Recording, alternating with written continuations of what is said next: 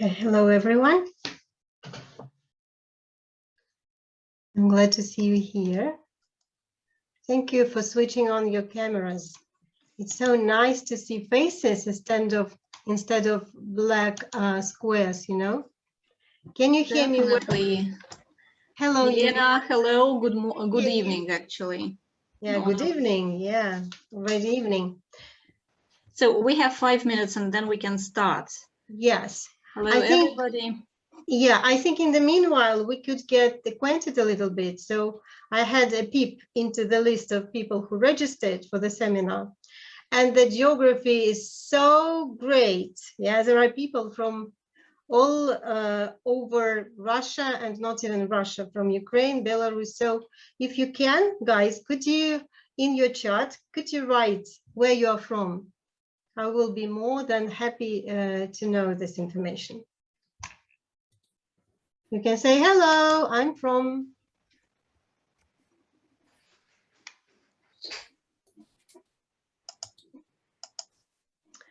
Where do we have this chat? Okay, so dear friends, there are 20 participants so far. We still have 4 minutes and we can get to know each other a little bit. So please don't hesitate. Hello. So someone hello, hello. I will write the first one. St. Petersburg. Oops, should be in English. St. Petersburg. Hi. Moscow here. Great. Voronezh. Yeah, I know some people in Voronezh. Great city or town. Is Voronezh a city or a town? Who knows? I've never been there yet. So if there are more than 1 million people, a city. Oh, yeah, great. Bingo. Great. Good to know. Good to know that this is a city. It's gonna sometimes you're afraid to offend someone, yes, not knowing some important details about their city or town. Hi there, St. Petersburg. Nice to meet you all. Yeah, the more faces I see, the more entertaining, exciting, but also informative this seminar is going to be. So please don't be so shy. Show us your faces. I want to communicate. We're going to talk to each other. Yes, and today the working, so I'm sorry to bug in. So today the working language will be English, right? Yes, yeah, Great. yeah, I thought Wonderful. so. We can switch into Russian sometimes if you want, but I think, yeah, it will make more sense if I'm speaking English because my presentation is in English as well. Great, great. We are St. Petersburg. Yes. Okay, more people. Guys, I'm going to use the chat actively, and I will ask you during the seminar to write a couple of words there. So please, yeah, stay active. Yes, please, and I will assist Elena. Thank you very much. Thank you so much. Yeah. So you can post your questions into our chat box, and then we'll answer at the end of the seminar, I guess, if it's okay for everybody. Yeah, because I'm afraid that if I start answering the questions just during the seminar, I won't be able to tell you everything I have planned for today. So great. We have 2 more minutes and then we'll start. Probably I will start sharing the screen. Oh, yes, please, Elena. Yeah, I have the right, do I? Yes, you do. Great. And how much time do we have all in all, Yulia? Actually, it's up to you, but usually such seminars and open lectures, so usually so what time do we have? 1 hour and a half approximately. So they take 1 hour and a half. So maybe 1 hour for the presentation itself and then half an hour I will to answer try. some questions. I will try. So it's up to you, actually. Thank you so much. Try to speak as quickly as possible because actually the topic of the seminar is quite big. And I won't be able to tell you everything, just, 1 minute to go. And I'm sharing my screen with you.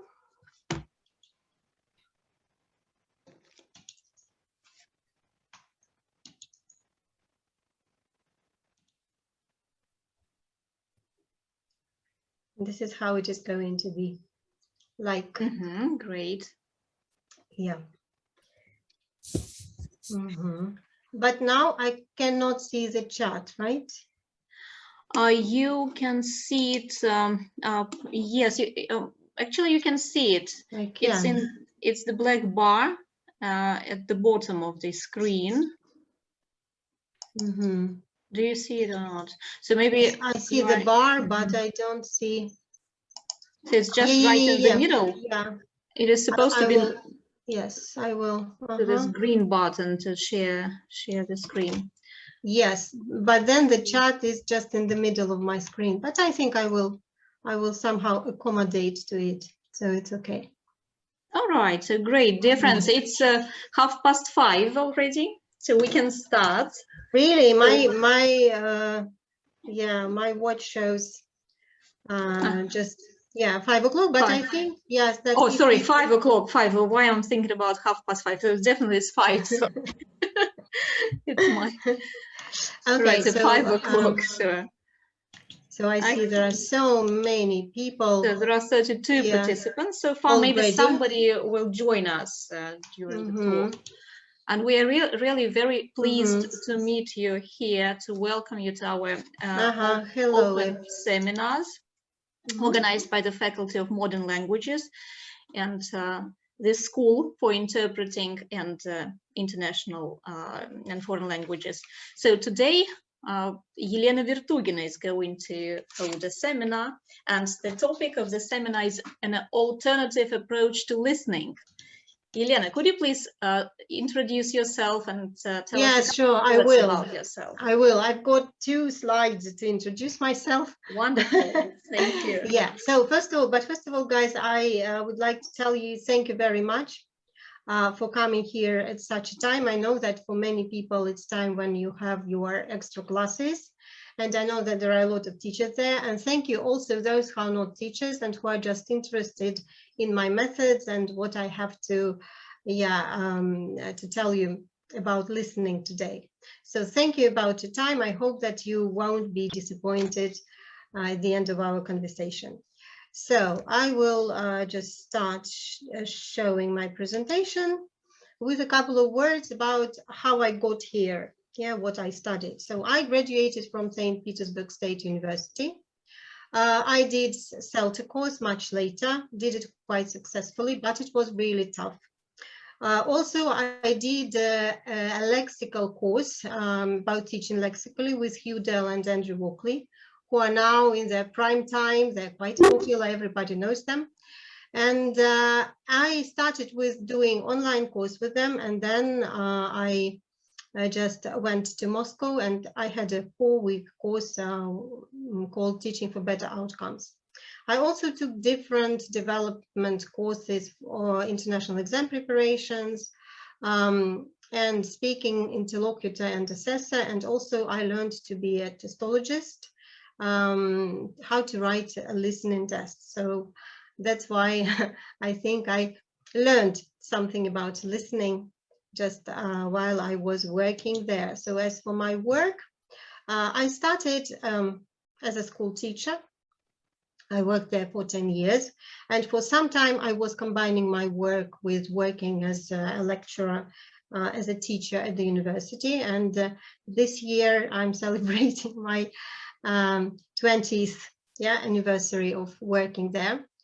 And for 10 years, I worked for the University Testing Center as an item writer. I did listening.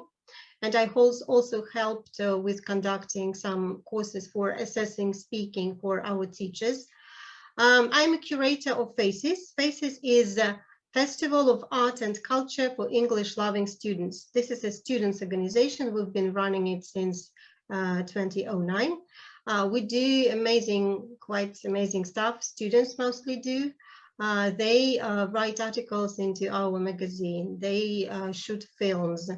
They make presentations. Usually in April, we have a 3-day festival and a lot of guests, native speakers, and not only are invited. This is an open festival. Unfortunately, due to pandemics, we have had to slow down a little bit.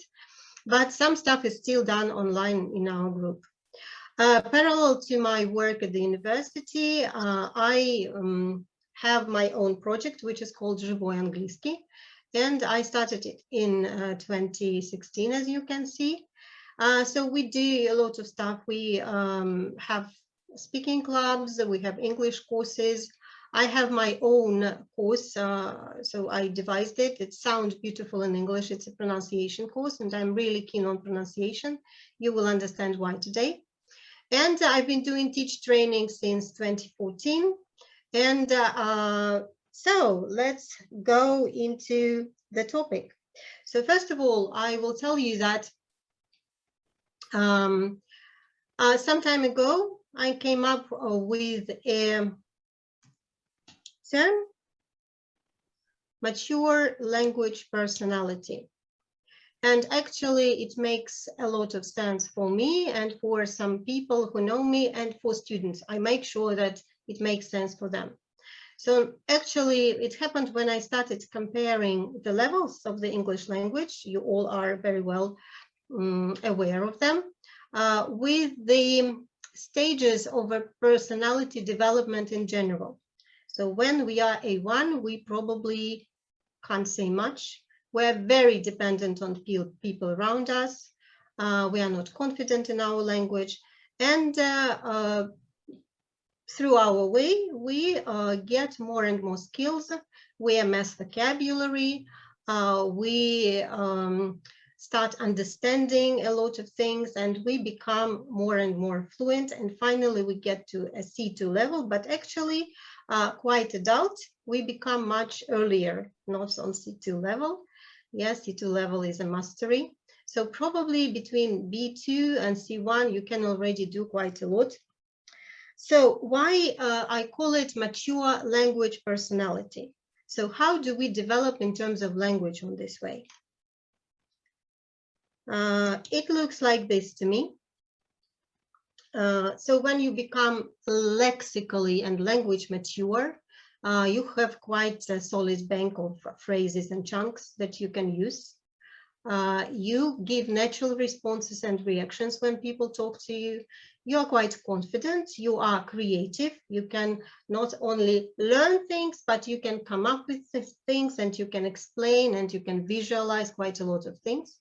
You also develop your critical thinking skills, and you are quite flexible.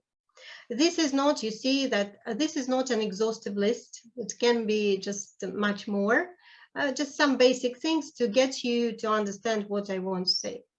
But also we developed not only in terms of language, we developed in terms of personality. So what happens to us when we actually become adult, when we mature? To my mind, we do the following. First of all, we have a growth mindset, because a person who thinks negatively all the time, I think is stuck in their development. They don't want to change. They don't want to see the world in new perspectives. So who is a person with a growth mindset? They enjoy learning. Yeah. They are open to criticism. So they can take it and they can analyze and they can change their habits and their ways of behavior in accordance with this criticism. They don't blame others, because those who are just stuck, they usually think that everybody else is to blame, and everything else is circumstances. They had, if we take teachers, yeah, they had bad teachers. They were not given enough material, and so on and so forth. A grown-up person is not jealous of other people's success. We are happy for each other. Yes. For example, I have a lot of colleagues which I follow and which I learn from, and I'm really happy. And I don't have this jealousy in myself. I think we all have our place under the sun in terms of teaching. A mature person can take risks. So they are quite adventurous. And even if they fail, yes, they can consider it as a good experience for their life. And we are not only acceptive to criticism, but we can also understand our victories. Yes, we are aware of our progress. I advise you very much, if you haven't done that, to get acquainted with Carol Dweck and her theory of growth mindset. He is quite an elderly lady. He has written a book and he has lots of videos on YouTube and everywhere where you can understand more what a growth mindset is. But again, yes, this is not the only thing. These are not the only things about growth mindset, and you can actually imagine a lot more. So when you think about a person who speaks a foreign language fluently and also can do these things, it looks like our role as teachers, and actually it doesn't matter where we work, for school or for the university, is kind of bringing this person up, showing them the way, giving them the tools, encouraging them, helping them to tackle their mistakes and other things. So yes, I see myself a little bit as a parent. And actually, when it comes to students, I do not believe that they are totally grown up, because very often when they are just first-year students, they lack a lot of things, not just language skills. They very often do not know how to study. They cannot watch the time and cannot organize themselves very well. So they need to be taught quite a lot of things. And they also need our support, because most of the students, they come from different parts of Russia, and not only. They are kind of torn from their families, and we should not forget that this personal factor means quite a lot when they study. So I try to to what extent it is possible, I try to be supportive of them. So now you will see why this all has a lot to do with listening, with our topic today. So first of all, it's not only about listening. I try to take a holistic approach to everything I do, because you know quite well that all things are connected in our life and in the language. But today we will see what listening is connected with. So first of all, Yulia, is it possible for us to make breakup rooms today or not? Yes, surely, Elena, we can make up. Can you help me with that? Yeah, so, definitely. So just a second, please. I'll organize it. So there are 47 participants, and we can get. How many breakout rooms do you need, actually? I can think if you put 10 people, yes, 10, out of 10 people, somebody will want to communicate for sure. And while you are doing so, I will show you the questions that I would like you to discuss. Elena, I'm sorry, just 4 rooms for 10 people in each room. Yeah, right? I think that would be enough. Okay, good. So guys, what kind of skill is listening? There are a lot of right answers, so don't just be shy to speak out. What do we listen to? And now I'm talking not only about listening in the classroom, listening in general. How do we process the information? What happens when we listen? And what can make listening difficult? Yeah, so unfortunately, I'm not going to give you much time for that. So try to discuss these things pretty quickly. So I'm opening the rooms meanwhile, right? Yes. So what kind of skill? What do we listen to? How we process the information, and what makes listening difficult? Okay. Excellent. Okay. Discuss this question. Yep. So please, guys, join the rooms.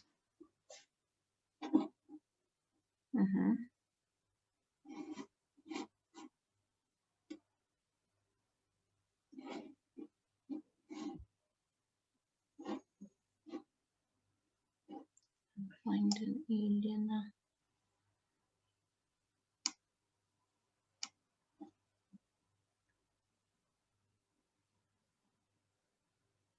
Mhm.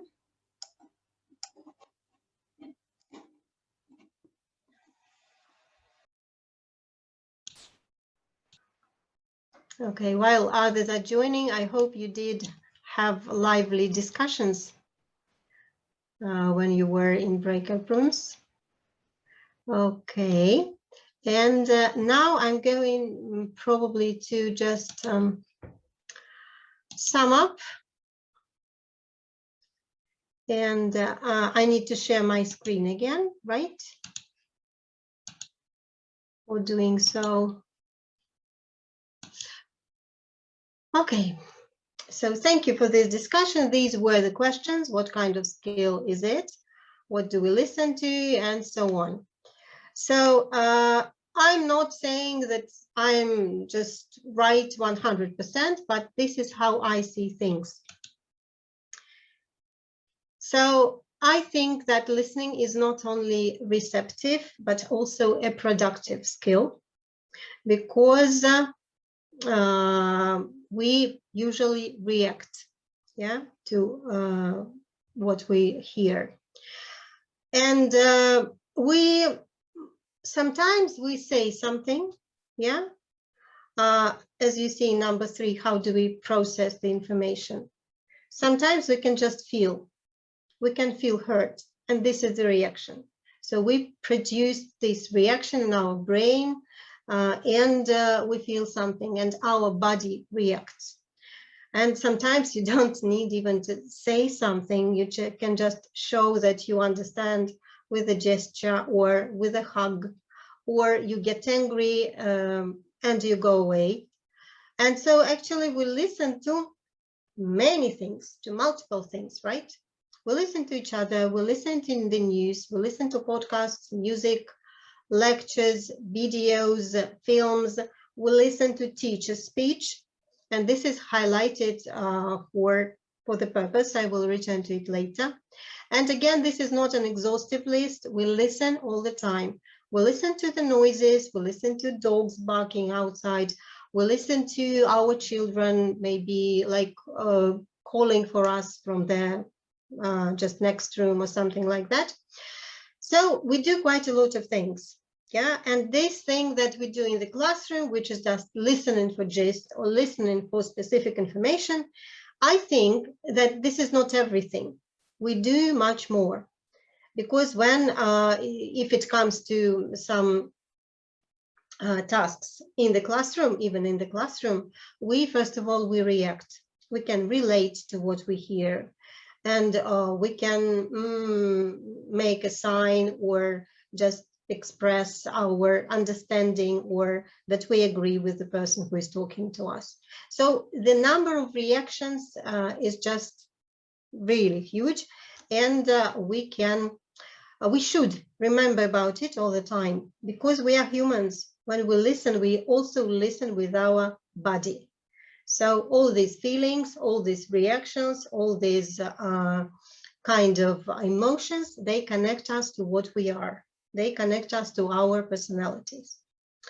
Okay, the next question that I would like to ask you is, what makes listening difficult? And for this, as I was not unfortunately present in all the rooms, and I would like to know some of your ideas, could you please use the chat to answer these questions? You can write just one sentence. I will understand that this is not everything you want to say, that you have to say a lot more, but this will give me some kind of interaction, and I will base on it. And later, I will tell you my view on that. Why is listening difficult? This time you can, you can refer to mostly speech, videos, podcasts, classroom listening, or like any kind of things. Okay, and I'm going to prediction. Is it for us? Yes. The fact that it's happening here and now, you won't have a second chance. Distractions, noises, multitasking, the level. Thank you very much. You're saying so many interesting things. Okay, why else? Why else? because of mispronunciation. Different dialects, yeah, that's also true. So I'm giving you maybe 30 seconds to write something, and then we will move on. It's all very interesting because you will see that some things that you write here are not on my list. People mispronounce words and therefore can't decode them by ear. Connected speech, thank you. Not clear sounds. Oh yeah, so many things. Yes, you're all right, guys. And unknown words, of course. Speed of speech, fluent, fast speech. Okay, so thank you guys very much. If you keep writing there, I will read it afterwards and return to it. So you were perfectly correct. And again, I will just share with you what I think about it. So first of all, of course, it happens in any language. Yes, if we're not proficient in Russian, if we don't know the word, say, электрификация, it will make it difficult for us to understand what the person is talking about. So we lack vocabulary, we lack experience, and this may be life experience, because a child will understand something that adults are talking about not so effectively. And we lack knowledge about the subjects. If we hear to something unfamiliar to us, then the percentage of our understanding will be less, of course. When we listen to something that we can easily relate to, we will understand more. Then lack of motivation. Sometimes somebody is reproaching us for something or telling us a boring story, and we just don't want to listen, or we get away with our dreams or our thoughts, and again we miss something. So we are not so motivated, we are not so concentrated. Speech can lack logical coherence. So a person who is talking might jump from one thing to another, and in real life, you know that this can happen fairly often, because we do not only listen for different specifically designed stuff. Yes, we listen to a lot of things, and we have different people with different characters and with different manners of speech. So they can just be away from logic in this connection. You mentioned poor pronunciation of the speaker, of the listener, both, yes. Of course, this is also correct about it. If a speaker speaks either very, very fast or misses some sounds, there are probably some speech problems, then it makes it difficult to listen to. And if a listener doesn't pronounce words in the same way as the speaker does, they might just not recognize what they're being told, and it will add difficulty for them. So unfamiliar accents, unfamiliar voices. I didn't write it there, but what I implied, there may be even strange voices. So I understand better voices that are deeper. Yeah. So I really find it difficult to listen to people who shriek, who speak at the top of their voice. And yes, you need to be very flexible. You need to do something else. You usually don't just listen. When it comes to classroom listening, you need to do tasks. You need to do quite a lot of things. So this is good to remember when we talk about listening in general, because when we just give our students the task to listen to something and to do something, yeah, we need to be aware of the problems that they might have. And I think we should be very, very observant about how we listen ourselves, yeah, and what happens. And I think that noticing in general is one of the most important skills when it comes to studying a foreign language, and of course, not only a foreign language. I will take a quick look at the chat. because more people wrote here. The speed of speaking, speed unknown words pronunciation, the speed of speaking accents, having to listen against the clock. Yes, you get tired from listening, I agree. You sometimes just run out of fuel, run out of petrol, and you can get tired of that. I do agree with it. An interesting idea about poor listening pronunciation. They don't recognize the things they know. Yes, but mispronounce. Okay, thank you for agreeing with me. Yes, I get you. Okay, so now we are going to talk about listening in the classroom, and not only, but listening for studying purposes. So you all know that usually stages of listening look like this. I'm going to move you a little bit to the side. So we studied, we know methodology, and so we know that there are pre-listening, while listening, and post-listening stages in our usual activities. And you can add if I missed something important. So we, during pre-listening, we usually elicit students' prior knowledge. We realize, yes, what they know about the subjects. We pre-teach some vocabulary. Again, probably revise some grammar structures. We create interest. Yeah, we want them to be motivated listeners, not just doze off or start dreaming about something of their own. Tell me if I missed something. Yeah, you can also use the chat. So what else do we do during the pre-listening stage? We can show them pictures. Yeah, we can play some game. We can ask them a provocative question. Quite a lot of things. Yeah, but mostly I think we do just that. Then it comes to listening itself. Of course, depending on what. Yes, I've got something in the chat. These stages are not only for listening, reading as well. Yes, yes, yes, you're right. And I might say that for writing as well.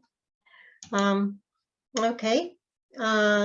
So when we listen, we can also watch at the same time. We can see a person or we cannot. It depends. It can be a podcast, it can be something that is especially designed for studying purposes, or maybe something taken just out of real life. So while listening tasks usually look like asking questions, doing some gap fill activities, taking some notes, ordering, yeah, rearrange the sentences to make a story, or true or false not given questions.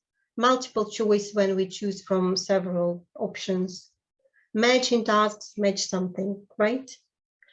Again, you name it. We can do quite a lot of things. Different textbooks and different lessons give us plenty of things, yeah, to do during the listening.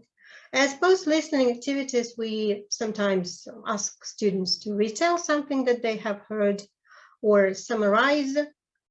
And thus they come to the next stage, the stage of speaking.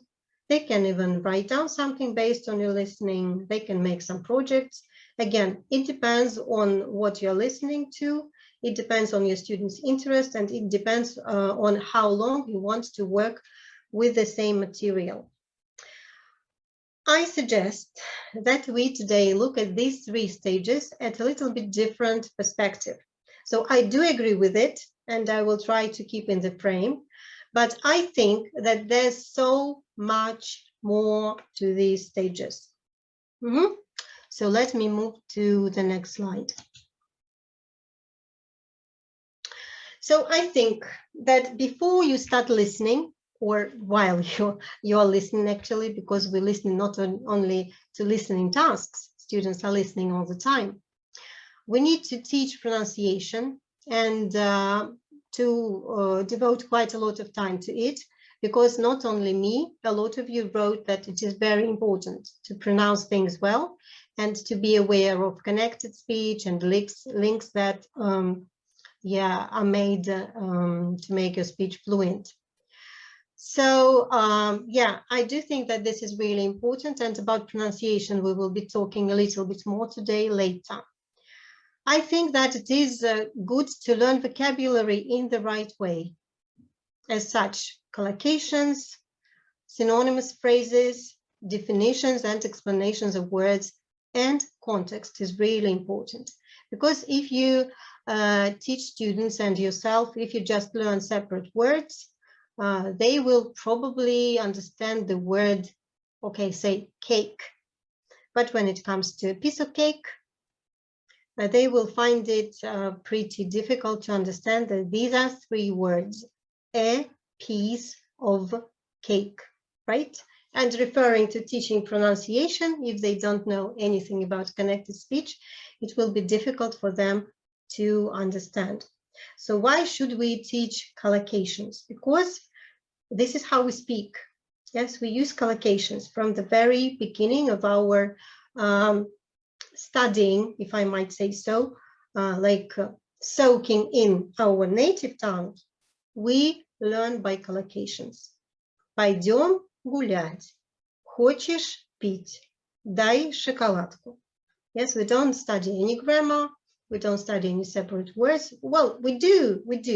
But as soon as active communication starts, we speak in collocations. And to get the penny dropped, to get your message across, we very often repeat ourselves, just reformulating the sentence a little bit. So, for example, if I say, let's go to the cinema, it's a good thing to teach students something like, how about going to the cinema? Or, would you like to go to the cinema? I could be telling quite a lot of them, but this is about it. Definitions and explanations and words and context. So if they learn vocabulary in this way, vocabulary and learning vocabulary is totally different thing, a totally different seminar. I have it as well.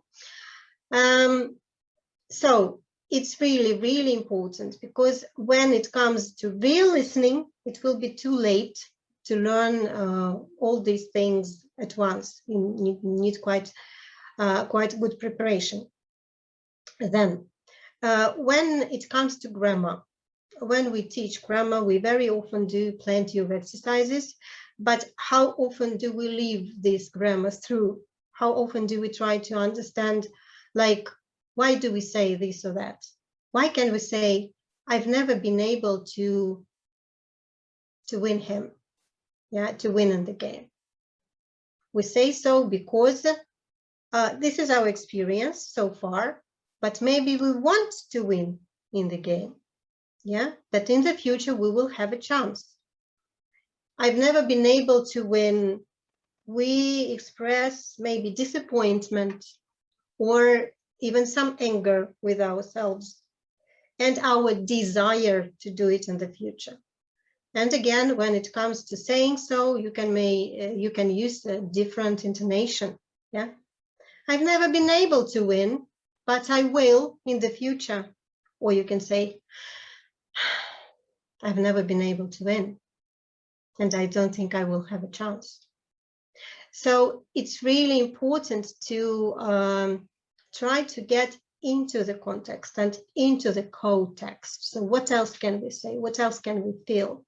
Because actually in listening, we're very often asked to, for example, find a speaker who regrets doing something, and this speaker will use some particular vocabulary, or find a speaker who is angry with something, and again, he will use some special phrases, both grammar and vocabulary. Looking into pragmatics of the text, I started telling you about it already. So what are the functions? How do we give advice? How do we reproach people for not doing something? How do we warn and speculate and make requests and complain about and play and praise and plenty of things? So if we start teaching it from the very start, from the very beginning, from the very basic level, then listening as such won't be such a difficult task. for us. Again, when we relate to students' life experience, we attract them as a co-authors of the program. They stay motivated, and they will know that even when you do the listening task, you will again refer to their experience later. So they can address to the text, they can relate to the text, and thus remember much better and learn from the text much better. About existing learning skills, we're going to speak further. But when I said that students do not have many learning skills when they come to university, they still have a lot of life skills that they can use and that we can employ when teaching them English, and especially listening in English. And of course, we can teach noticing the language. I will show you how I do this. And this is very important to notice how words like befriend each other, how do they co-locate, what prepositions are phrases followed by, what articles are used in this or that situation. Then exposing students to real English, I think this is very important because quite often, even though it might be a quite advanced textbook, the language that they use is sometimes, it's graded for the listeners in terms of the speed of speech, in terms of accents, in terms of words and grammar things. So when we listen to real English, it happens that they find it much more difficult to understand. So I think that a mix is a very good thing, and we have plenty of things at our disposal to just open the door into the real world of listening and get our students to listen more outside the classroom. Because I know that, the lesson actually can't be stretched forever. Yeah, there's sometimes very often, or not sometimes, very often, it ends and we can't teach everything we want.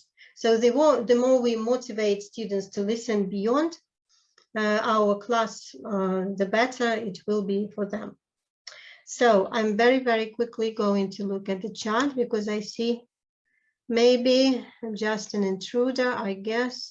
Very difficult, yes, when you, and the root one. Okay, I see. I think we should be, yeah. We should be. Please, Елена, don't pay attention to this. Yes, I won't. I thought that it would be something, on the topic. Okay, so this exists in learning skills. Yeah, I'm going again to ask you a question and to talk to me in the chat. And the question is maybe not very usual for you, but anyways. How can Russian help us in listening, in teaching listening and in learning listening in English? Could you write some words? How can Russian be of help? So the native language of the students and yours, yeah? Said she, hoping that all the listeners are speaking Russian here.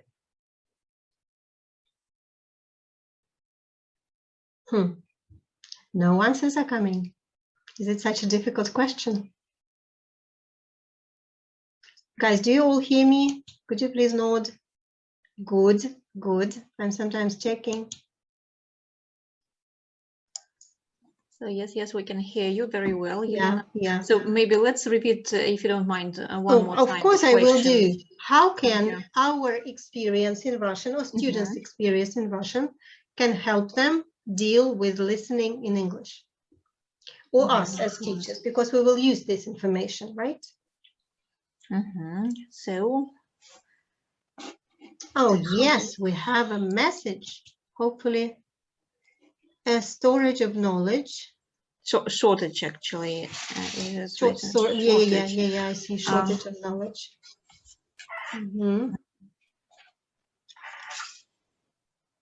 It's a tricky question. Maybe some general critical listening skills can be of help. Of course. So Yeah. maybe we can talk about prediction, listening prediction techniques. So when we listen to a speaker, a Russian speaker, we can also predict what he is going to talk about. Okay. So on the one hand, a speaker is usually happy when the audience give answers, but sometimes if the question is really tricky, you can be happy that you can say something new. Okay, I think this is the case, and I'm going to torture you no more. So this is my way of looking at it. So first of all, in both languages, we use connected speech, and we can refer to it. We actually never break down our sentences when we speak, especially if we know that a speaker is our compatriot, our friend, yes, and they understand Russian pretty well. Вы же меня прекрасно понимаете, даже если я не буду ставить паузу между фразами, правда? А я использую connected speech, ту же самую, которую используют native speakers when they talk in fluent English. So we do not break words like this. Мы с вами не делим слова вот так. Мы говорим, мы используем точно так же слитную речь. And sometimes it's quite a discovery for students when they realize it, because some of them, okay, let's be honest, a lot of them struggle when we start talking about connected speech and when we expose them to listening, and native speakers don't really care very often. They don't break their speech into small words or small collocations. They just use connected speech. Then, in both languages, we use word and sentence stress, which allows us to underline something important or vice versa, to say something very quickly as if it's just another thing and it's not very important, In both languages, we have strong forms and weak forms when it comes to words. We have, for example, the word здравствуйте, which is a citation form, словарная форма, but we never say it, almost never. We say здрасте or сте. In the English language, I think you can give plenty of examples. The dictionary will give you a strong form, but when you start speaking fluently, some words can be kind of eaten up, eaten up, not eaten, but eaten up, and pronounced in a very reduced form. In both words we have, languages, we have key and subordinate words. Like nouns, verbs, adjectives, adverbs. These are probably main words, which we actually will listen, we hear listening to them, basically, and then we build up everything else. So in the Russian language, it's the same. Then pauses and intonation, of course, it also works for understanding and for giving us some clue what should we listen for. And pauses also help, for example, the speaker to stop a little bit before understanding what they want to say next. And they help the listener to relax a little bit before processing another chunk of information. As you might see, I use facial gesture and body language, and I do so when I speak Russian. Of course, you can be different. You can be not the same active facially and in terms of body language as I am, but still we help. Yes, our body helps when we speak Russian and when we speak English. We use repetition. So sometimes we say like something several times. And as I told you before, we might do it in a little bit different form, but it still will be a repetition. We will still repeat what we said. I just used it, We still use repetition. We will still repeat what we say. Unknown words, this tiny, it's not so tiny, lovely creature, axolotl. I learned this word just several months ago. I had no idea what it meant. So when we live and learn, and the same with the Russian language and with the English language. There might be unknown words, so what? Context, we can rely on context quite a lot. Yeah, it means a lot. It means, and context actually also defines what we are going to say and how we are going to say. And that's linguistic choice. So if I'm a person who reads a lot of books, I will choose some particular language. If I'm a different person, like who doesn't know much vocabulary, I will resort to maybe some different words. So, and we can take all this into account, actually. And when you look at it, it now seems that the languages are not so far. I mean, the English language and the Russian language, we have so much in common. The nearest subject and discipline to the English language is Russian language, not mathematics, not, I don't know, geometry or biology. So languages. And we have much more in common. This is just a very, very basic list, I would say. So yes, we can say, we can tell our students, you have everything at your disposal. Please use it, rely on it, and maybe they will find it helpful. Okay, so all this is included in pre-listening stage. So from lesson 1, I usually try to get students to understand, and not only university students, all of them, that actually we need to embrace the language as we embrace our own one, taking into consideration that it uses quite a lot of very natural things. But when we don't do this, yes, we sound unnatural both in Russian and in English. Okay, so now if you have, guys, if you have questions or any comments, could you please write them here or keep them until later? Hopefully I will have some time to answer them at the end of our conversation. Now, my look at while listening stage. So first of all, textbook activities as such. I'm also, I use quite a lot of videos and audios from different sources, authentic sources, but I use textbook activities as well. Yeah, maybe a little bit differently. Maybe I do something several times. Maybe I can skip something, but I think you all do so. Then it depends on how many times we listen to the text. So I never ever listen to the text just once or twice as the task tells me. I always try to take more from the text, and we might later focus on vocabulary when listening another time, or on some grammar structures, or some pronunciation features, and specific details. Guys, there's some background noise somebody's making. Could you check out? Yeah, because I'm afraid that it might interfere in somebody's understanding. Yes, we can focus on some actions or some emotions, and we can focus on some mistakes that speakers make, because they do make mistakes. Because here I'm actually not only talking about tasks for listening as they are in the textbooks, but also when students listen to each other and to the teacher. The teacher can also make mistakes. We are not robots, you know. And sometimes we listen actively. For example, one person is speaking or reading, others are taking some notes, and we are not interrupting each other. And later we discuss what mistakes we heard, and we correct them together.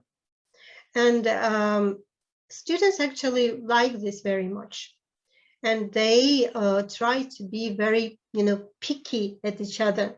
And sometimes they even hear something that I don't hear. So if you take this into active practice, it will do a lot of good to the students. Also, we can shadow. Yeah, we can do shadowing in class and at home. I very often assign this task to be done at home. Of course, I explain, first of all, what we do and how we do it. And again, during listening, it's not the only, these are not the only things that we do. We might draw. So, for example, draw our emotions when listening to a song or when watching a video. We can scheme, yes, draw a table or a graph or something like that.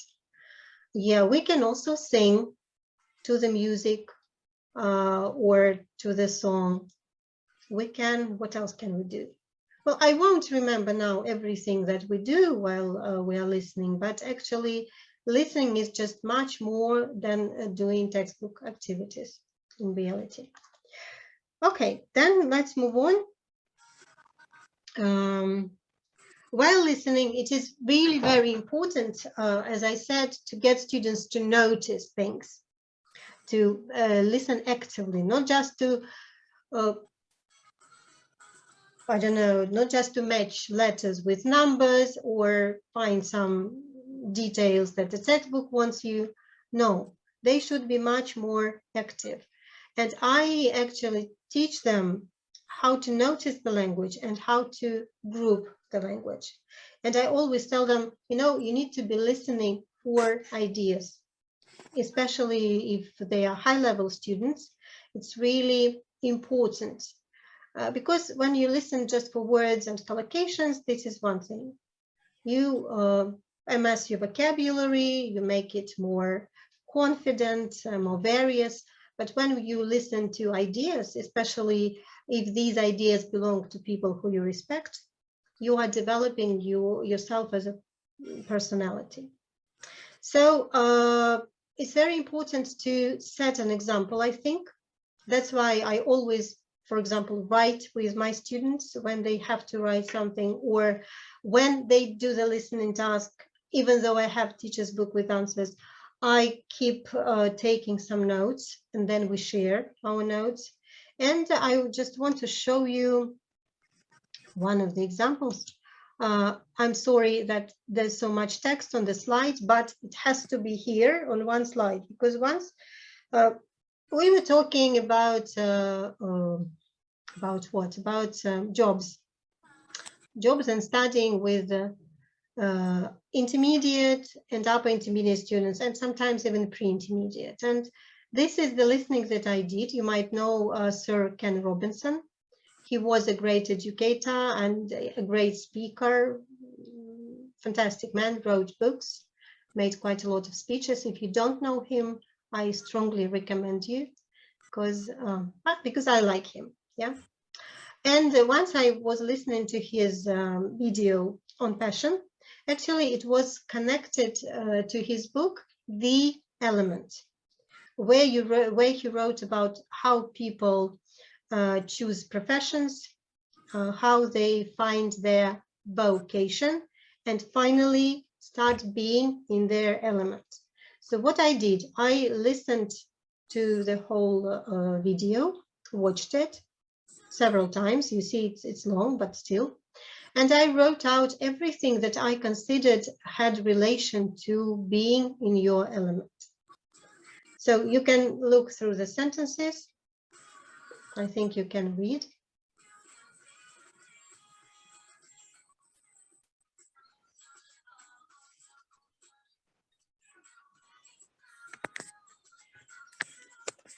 Yeah, if your job is rewarding, in the end of the day, you may feel physically exhausted, but uplifted. So actually, you can give a translation, like which свои стихи. You can give an explanation, and or you can watch a video and find as many ideas about this expression as possible. And what's fantastic about it, while listening to it and noticing this vocabulary, you learn to process the text logically. You learn to find the necessary things in it, but also you amass, you soak in quite a lot of aside vocabulary that you are not planning to. And your students are not aware that actually you are not teaching them just one expression, but all this stuff.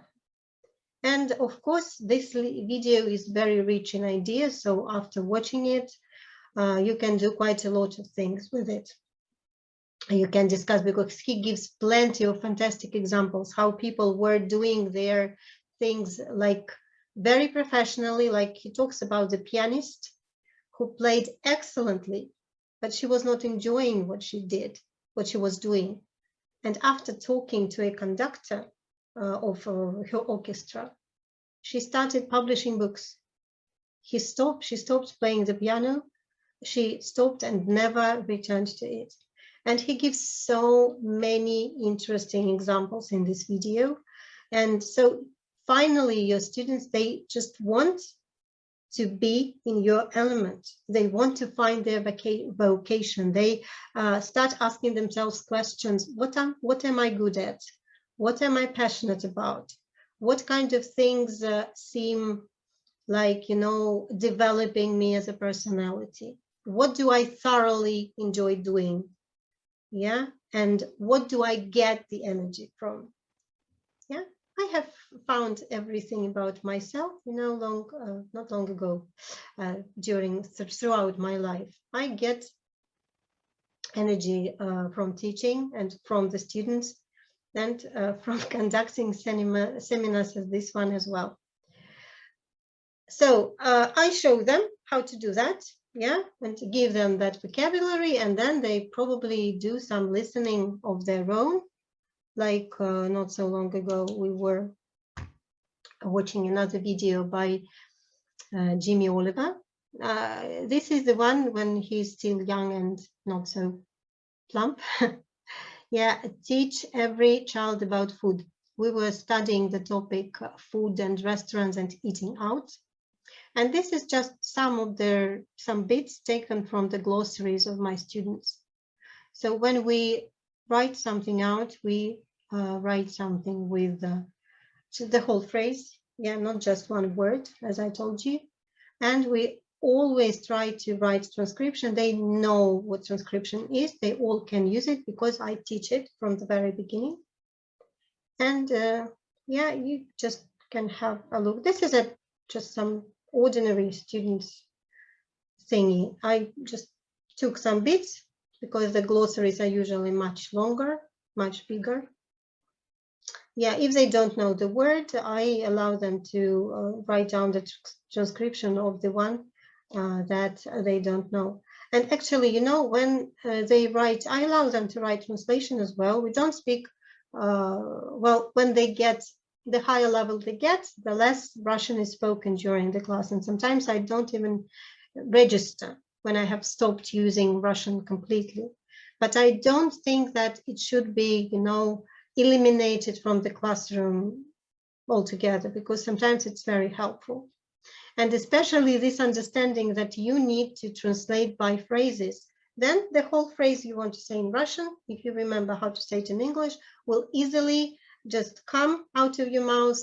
You won't have to spend time on remembering it.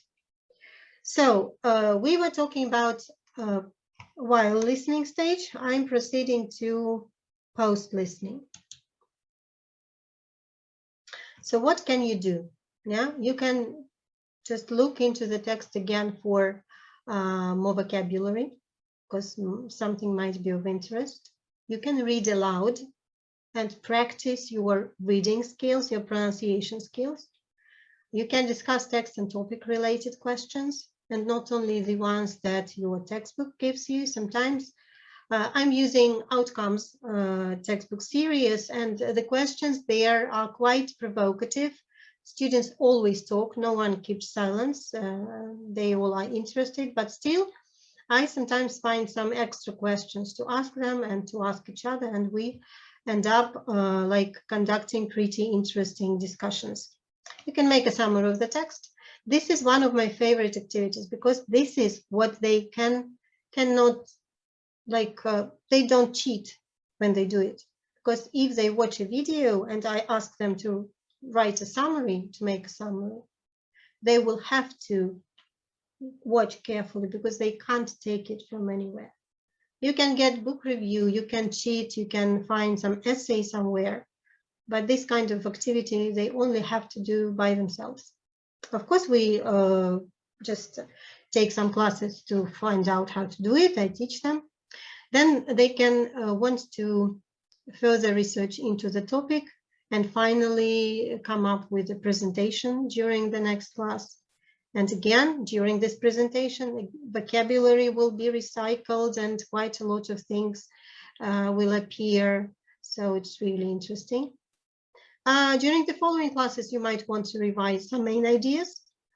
Like, for example, you know that that text that they listened to had quite a nice vocabulary. So I might come next class and ask them, like, start a phrase and ask them to finish. If especially we pointed it out, we paid some special attention to it. And of course, if I know that there's some valuable vocabulary in some tape script or in some listening text, I will be constantly using this vocabulary in my own speech. And you know what? They know these things that I do. And sometimes when they do the same, like imagine one student says something using the vocabulary from the previous lesson or from long ago forgotten lesson. Others look at them and then they look at me to make sure that I heard. And I always let them know that, yes, you used the target vocabulary or you used some interesting phrase that I gave you in addition to the vocabulary that was in the article. Well, in terms of vocabulary, I just give them plenty. I'm never greedy, and I'm not like, I don't have any hopes that they will remember everything instantly and at once. They will forget. But the language is learned by being like immersed in it, and I can't understand how you can learn 15 words or phrases, then write a dictation and then forget them. No, they will read and listen to a lot more. Okay, so how much time do we have? It's been an hour. Are you tired, guys? Tell me something. Actually, it is 10 minutes past 6, almost 10 minutes. Yeah. We can, yeah, I think that we have 10 minutes more, Елена, and then we can. Yeah, I'm not finished yet. I'm just, yeah, wonderful. I'm just checking, you know, checking yes, please. Water, the temperature. Guys, are you tired? Because, yeah, I can do it very quickly. I mean, finish it, or we can talk a little bit more about pronunciation. Not tired yet. Thank you so much. What is shadowing? And what is linguistic choice? I'm sorry to have had to rush through it very quickly. Linguistic choice, you know, but this is one of my favorite points, so I will answer this question. It is when you don't only have enough vocabulary and enough grammar to express yourself, but when your character and your knowledge about the world starts influencing how you speak. So, for example, you choose these words, especially and for this particular situation, because you think that this is polite. Or, sorry, you choose some other phrases for another particular situation because you think that it might be funny. Or you can even make some jokes and be creative with the language. So your personality starts playing the part in your language. So if you are wordy, for example, in your native language, you will become wordy in English. Yes, if you are if you tend to speak in academic and scientific language, probably this will be your feature in the English language as well. What is shadowing? I will tell about it. No. Repeating after the speaker practically together with them. Shadowing. Yes. Oh, thank you. Some reviews already. I didn't expect them so early. So guys, let's move on. So let's move on. So we've talked about post-listening stage. Now let me say a few words about pronunciation, which is so important. It's just really important. I have my own course, as I told you, and I give it for teachers and for learners. When I give it for teachers, we not only tackle some pronunciation issues that teachers have, but also talk about how they can employ the skills and the knowledge they've got in their own classroom. So sounds are really important. They're not the same. They are quite different than in the Russian language. So if I start using Russian sounds here, even if I put the in the right place, I will still sound Russian. So you see the difference. And it is important because if we are tuned to hearing and to saying Russian sounds, it will make it more difficult for us to understand the English ones, right? Then we need to be able to understand what features of connected speech are. These words, catenation, intrusion, assimilation, relaxed pronunciation, I'm not going to speak about it in details because this is a topic of a completely different lecture, of another one, I would say, and series of lectures actually. But my students know what these words are and they can use it. Mind you, I work for the faculty, for the Institute, of Philosophy, and English is not their main subject, but I think that this is just important. And so if this helps me, this helps them as well, and we talk about it. Intonation, stress, weak forms, pausing, right, breathing is so important. In English, it has so many sounds where you exhale, where you exhale the air. So it's really important to learn how to breathe properly, and it will actually enhance your Russian rhetoric skills as well. You will become much more confident speaking Russian if you learn to breathe correctly. So this is a huge realm. This is a whole kingdom of things to learn. I'm sure that most of you will agree with me that we need to pay attention to pronunciation from the very beginning of teaching the language. Grammar, vocabulary, writing, listening, use of English, all are things that are said through the mouth. So that's why articulation is crucially important. Well, some samples of connected speech are here. Where are you going? Where are you going? Yeah, what do you do? They don't say, what do you do? What you do? Okay, rushing through. Then how you practice this. These are some memes that my students or former students keep sending me because they know how keen I am on pronunciation. Thank them for that. You can drill. So for example, if you know that they will hear some difficult word in terms of pronunciation in the listening task, you can just drill it in chorus, make them say it several times. Yeah, they can do self-training. They can shadow the teacher. So I always tell them, if you want to repeat something after me, after myself, allow you to do so. I have quite a lot of examples. One of the recent examples is a student that has really good pronunciation now. He's in his third year now, and when they came to me, they were elementary and they couldn't read at all because they mixed up all the words. And I started noticing that he was constantly murmuring something and he was sitting like next to me. And it turned out that he was shadowing me. And now he does a lot of listening, apart from only in the classroom, quite a lot of things. So you can, if you have the right, the right direction, you will train yourself pretty well. Reading aloud. And as I told you in correct and mistake stage, active listening and peer correcting is a very important skill. And my students like reading aloud. They just like reading aloud because I think it's not that we read aloud everything that we talk about, but sometimes, or maybe some 5 minutes during the lesson, it's really important. Or I have correspondence with every student of mine in Vkontakte, and they send me voice messages, they read aloud, they do shadowing, they speak, and sometimes it economizes time during the class, and I can listen to them at home and give them some feedback. So I do quite a lot of listening to my students as well. Then creating lists of similar patterns. For example, AU letters might be quite tricky in reading, you know, in examples like author, autumn, audio, cause, and so on.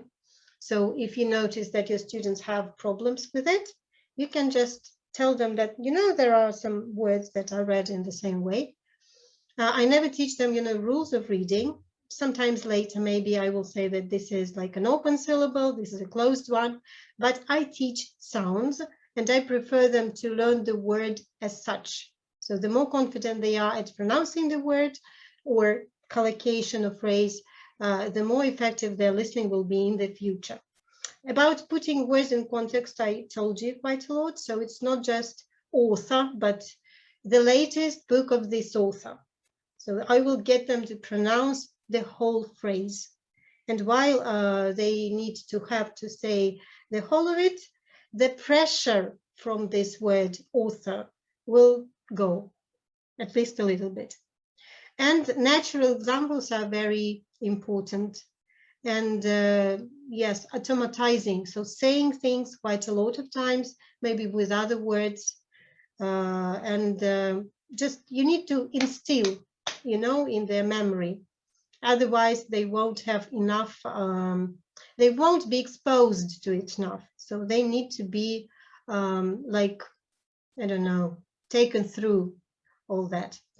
Very, very quickly about that. The next thing, let me tell you about, this was just an example of that you can do actually, you can teach students learn phrases from the very beginner's level and from the very early age.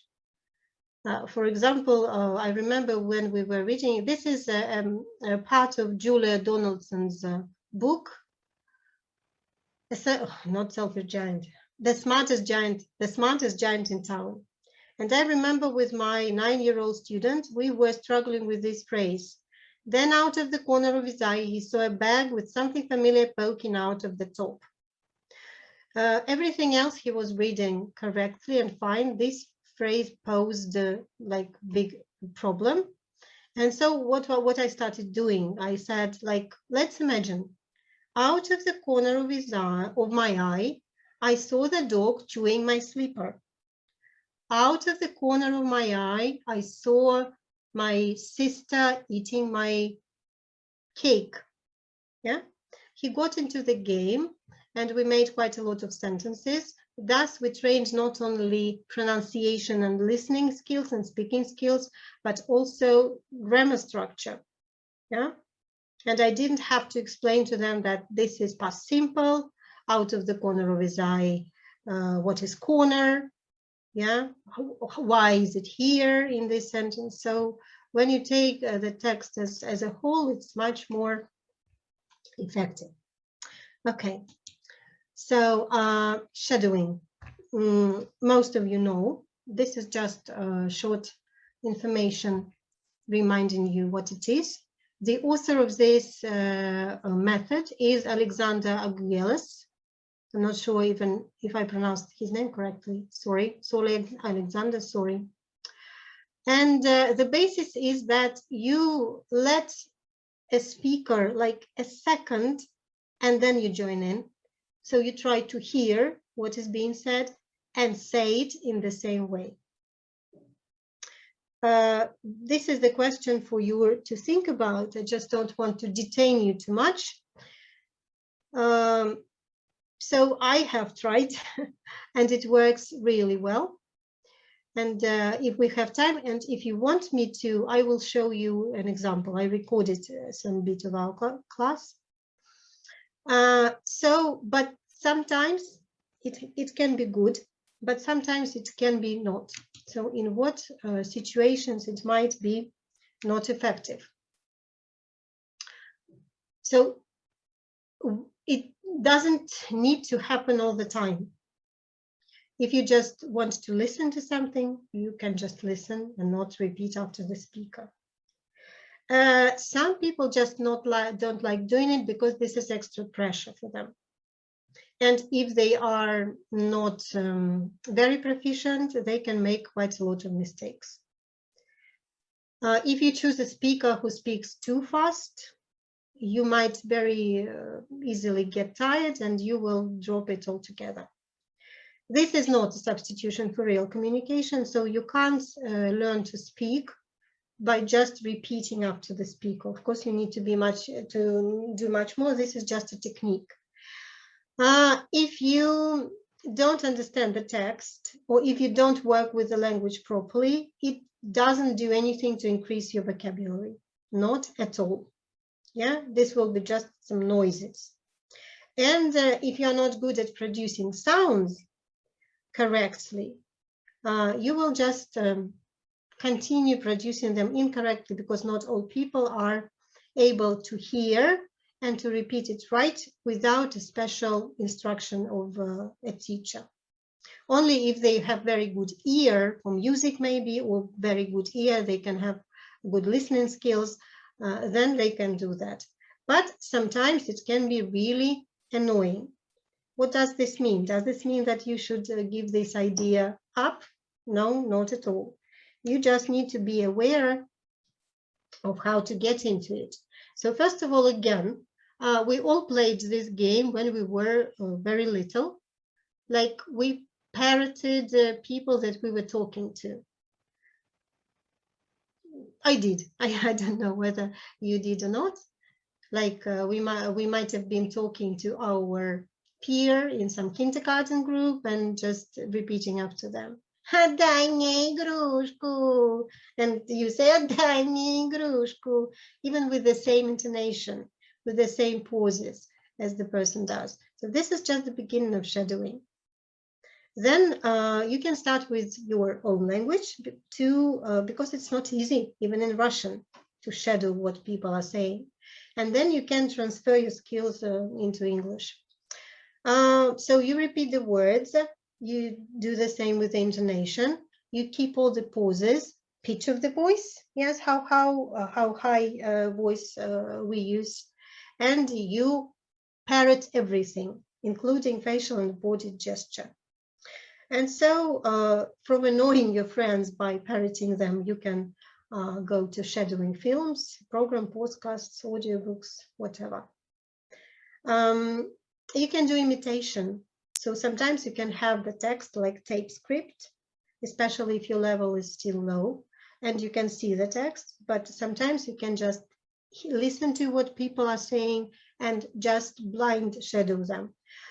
Even if it's not a video, even if you pick an audio, and this is one of the most difficult things to do. I practice doing it when I go somewhere. I just put phones in my ears and I start shadowing someone, and then I get tired and I just start listening. So I don't do it 24/7. You should pick a comfortable level, start easy, and find someone who you like. So you like looking at the person, you like how their voice sounds, you like their pronunciation, and you like what they're talking about. So think about these things. Put yourself and your students in a comfortable atmosphere. Because if you start with something really complicated, it might end up with their frustration, annoyance, and other stuff, and they won't do it again. Volume is very important. Yeah, you learn to chunk your speech when you are not even shadowing. So learn to chunk it properly, not make pauses in appropriate places. You can record yourself compared to the original. You can try again. So this is the site that you could, well, actually there is pretty much information about shadowing on the internet. And I just mentioned shadowing. It's not like listening 100%, as you understand, it is already producing something, but it has to do with listening, has a lot to do with listening. Okay, so that said, I'm now very quickly going to summarize what I've been talking about. I try to tell you that and to kind of make you believe that listening is a very active skill. We react, we respond. I hope, I think that you are feeling something, you are reacting something, even though you are not talking to me right now. And it starts way before the task is set. Yeah, we should try to understand what the whole thing is about. And it requires a lot of work with pronunciation. And yeah, you can read everything which is here on the slide. I get really annoyed when students making presentations read their own text. So I will shut myself up for a second.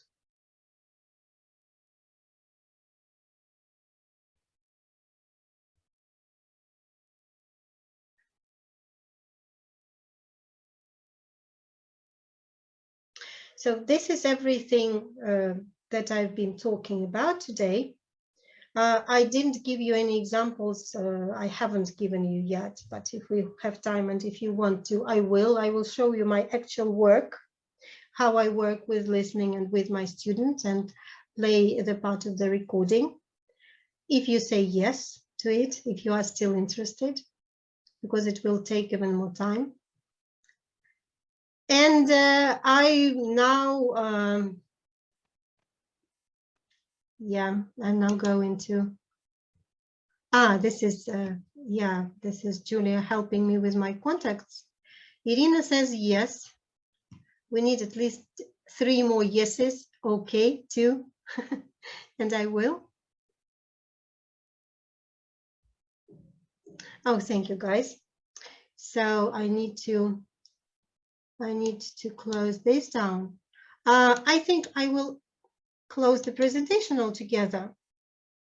But before, I would really like to thank you very much for being here with me and for helping me grow as a speaker, as a learner, and as a mature teaching personality. Because every time I tell something to people and the reaction comes back, I realize that I'm on the right track, or I need to work a little bit more on that. So as for examples, yes, I will give you some very quickly. And if you want, you still can ask me questions. And Julia posted the contacts. You can write to me or leave a comment here. For example, I created, this is my group, Живой Английский, and I post posts there and some articles and some information. And if you find this seminar worth listening to, if you didn't waste your time, please write me something, okay? So what I wanted to show you, so probably first I will show you this bit. I will explain to you quickly. So this is when students shadow their group mate. This is a group of second-year students at the university, and they are reading a text. It was their home task to read a text. They didn't listen to it, just read. And now I'm asking one of them to be as just a reader of the text, and all the others are shadowing.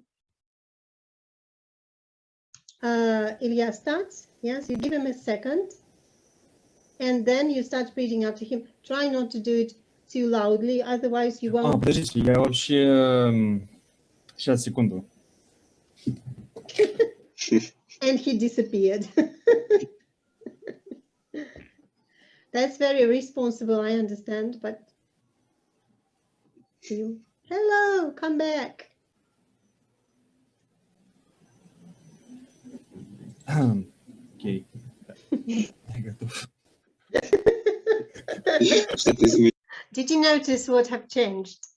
So he realized that I'm recording, that I was recording, and put on that pullover of his, right? Because he didn't want to be in his underwear. Students. Nice outfit. Okay, guys, so we are all in good mood. Yeah, we begin. I moved to Taiwan 5 years ago because my wife is from Taipei and I love it here. Go on. We eat out a lot and there are lots of good cheap restaurants and street snacks. I'm vegetarian, there is a long tradition of veggie food here, so it's great for me. Having said that, I will never get used to stinky tofu. The name is very accurate, it smells like sweaty socks mixed with the rotting fish. I tried it once. Okay, guys, I'm not going to take you through the whole thing. He read fairly well, and there were maybe 1 or 2 mistakes that again were pointed out by the students later. And shadowing, yes, it supposes that a lot of students will be reading all together. So here I didn't ask them to mute themselves because I wanted to hear their voices, and later I actually do not only hear what the main speaker says and how he speaks, but also how the others shadow, so I can detect their mistakes and we can discuss them later. And well, I have lots of videos, but probably I will just show you my routine work. Sorry. Oh, for example, yeah, this is a student of mine. That's an essay that she wrote for tomorrow. By the way, look, you can have a look at it. Do you see it? Do you all see it? So they will need to pass, first to take, but hopefully to pass. Yes, they will need to take a B2 level exam in the end of this academic year. And when they came to me last year, they were total beginners. So I'm really struggling to get them to the necessary level, but this is very, very difficult. And unfortunately, our university program is kind of strange nowadays. But this is, I haven't seen it yet, so I was getting prepared for the seminar. So this is how my usual correspondence with the students look like. They send me, I teach online. Yeah, and so this is how they record messages for me. I'm not very good at sports. I never really did it. But at school, I played volleyball. Can you hear, guys? Can you hear? Because the quality of the sound is not very good.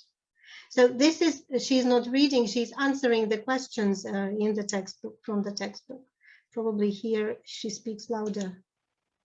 I don't know exactly how fast I am running now, but at school I have always had average results.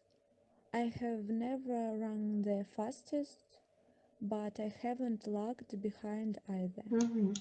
Okay, so maybe some other guys. Some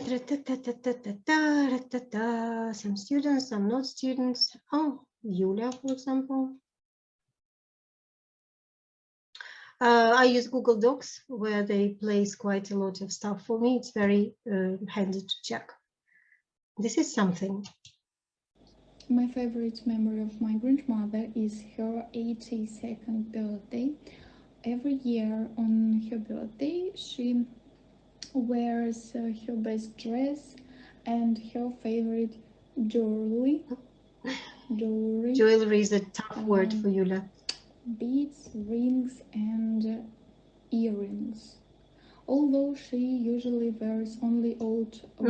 So this is how it looks like, and they sometimes, I might not find it, but they sometimes do shadowing as well. This is an example of a glossary. That глоссарий по тексту на сегодня, so 8 ноября. Yeah. With these guys, we are doing the topic about people and relations and characters. And so we read the text, and this is how they work with the text. Yeah, and then I ask them to record voice message for me with new expressions. I want to make sure that they remember how to pronounce it correctly. So you see how much I work with pronunciation. Okay, how shall I close it now? Well, I can pick actually any other student.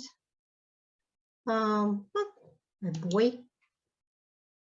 Also quite active correspondence, quite a lot of audios that they do. So I use in Contact pretty actively, and I have a group with every students group of mine.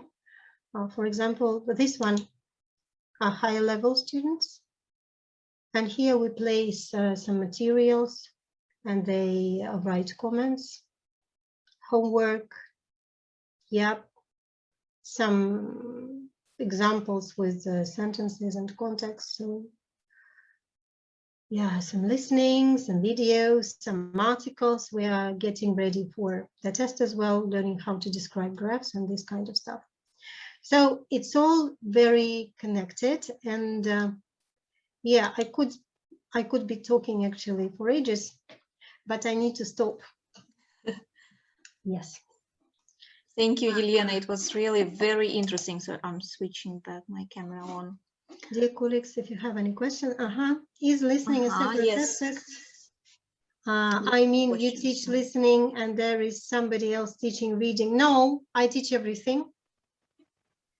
I teach everything, and why also I do believe that we should be very responsible when it comes to our own speech, because the source that students listen to most often is like their teacher in the classroom, and so their listening skills they progress. Yes, they develop with the teacher showing the example. So I'm still working on my pronunciation. I teach pronunciation, and I encourage my students to speak like with correct pronunciation as well. How many hours per week do you have with a group? It depends on a group. The beginners have 3 pairs, 3 classes, 1.5 hours each. The guys that I just showed you, they are the 4th trajectory. So last year I was given the weakest group, the beginners one, and the more advanced one. And so they have only 1 class during a week, which is 1.5 hours. And but they are doing quite a lot of stuff on their own. Yeah. What is the main purpose of shadowing? Sorry if it was explained already, I was late today. The main purpose of shadowing is to improve your pronunciation, your listening skills, your cognitive skills, because to pronounce after the speaker very quickly, you need to be able to very quickly process what is being said. And you can't just parrot, you know, without understanding. You need to do it all together. So a lot of things, building up your vocabulary, because after shadowing, you can take the same text and write out some vocabulary and learn it, or before, it depends. Okay, so these seem to be all the questions for today. Yes, Elena, thank you so much. It was really very interesting and very useful. I'm very sorry. Thank you there was a question earlier about during which listening you start shadowing. Not the first, yes, not the surely. second, but it depends. It depends on the group, guys. It depends on the group. I'm trying to, you know, to keep in mind all the groups that I teach. Sometimes I give that challenge to higher level groups to just shadow writers and writers they listen to, but they also do quite a lot of shadowing after me. And I'm not presenting them something from, sometimes, you know, sometimes something happens, like the site crashes, or I can't find the necessary recording. So I need to just rely on my voice. And sometimes I ask them to shadow at the same time. Well, actually, the more they do it, the easier it becomes. It only depends on me when I choose to do it. Thank you for the question very much. Thank you. So our seminar has been recorded, and we can send the link later if you don't mind. Elena, what do you think? Yes, I think we can. Share. If you want to listen to it again and share, and please add me as a friend everywhere. I want to spread the word. I want to, not just that I want to become popular, but I think this idea that listening and pronunciation are so much connected should be popularized as much as possible. Yulia, I want to ask you a question. Yes, please. Listen to the same lecture, actually. You might have noticed that I added something to it and changed something to it. Was there anything new that probably?